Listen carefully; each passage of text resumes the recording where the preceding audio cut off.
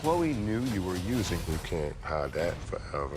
Basketball champion and reality superstar. If Chloe said, I want to give this another shot.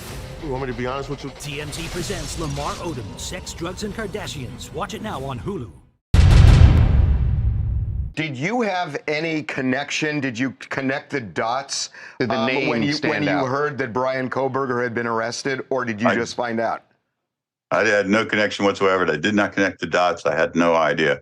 I had my first inkling yesterday when media started calling, and it was a journalist that told me about the connection, and I was surprised, as any person would be.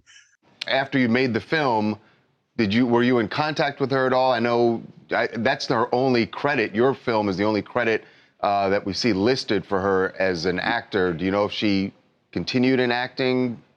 I think she thought about it. I don't think she went much farther than that. I know it was her first film, or at least I'm pretty sure it was her first film.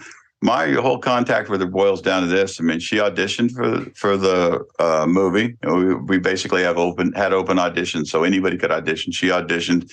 I came in, and we liked her for the role. So offered her the role. She accepted the role. The next time I see her, other than talking to her on the phone and stuff, is during the table read. She came to the table read. She did a really fine job. And then we shot. We had 18 shooting days, mostly on weekends. And then with Amanda, I had to bring her back for a reshoot for one scene where she's running through the woods. So I had one more day with her. She was wonderful. She was good. She did a great job. I'm surprised she didn't go on and do more work, but very nice woman. I'm assuming the answer to this is no, but I got to ask. By chance, did her brother ever come to the set to watch this? Did you ever meet him? No, I had no idea she had a brother. She never mentioned him to me, and I didn't know she had one.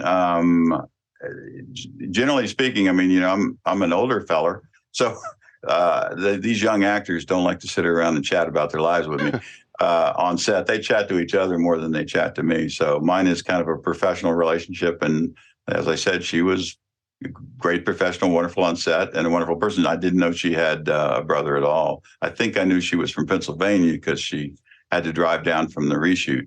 And I remember talking to her about that when she did that. That was a couple months after we wrapped on the principal photography. But, other than that, I didn't know anything. I had no clue.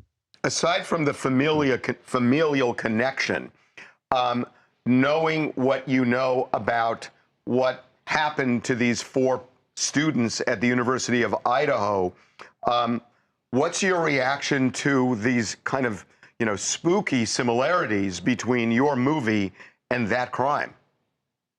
Well, I'd like to think there are no similarities between the movie and the crime. I don't know a great deal about the crime, though, to be honest. I've not been following it closely.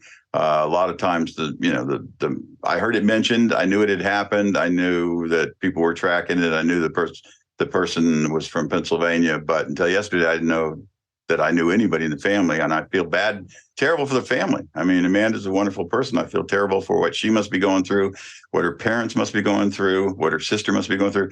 I mean, it's got to be terrible. It's got to be horrifying. I don't think our movie doesn't really have that kind of event in it. It does have, it is a horror film, but it doesn't parallel what happened, I wouldn't think, at all.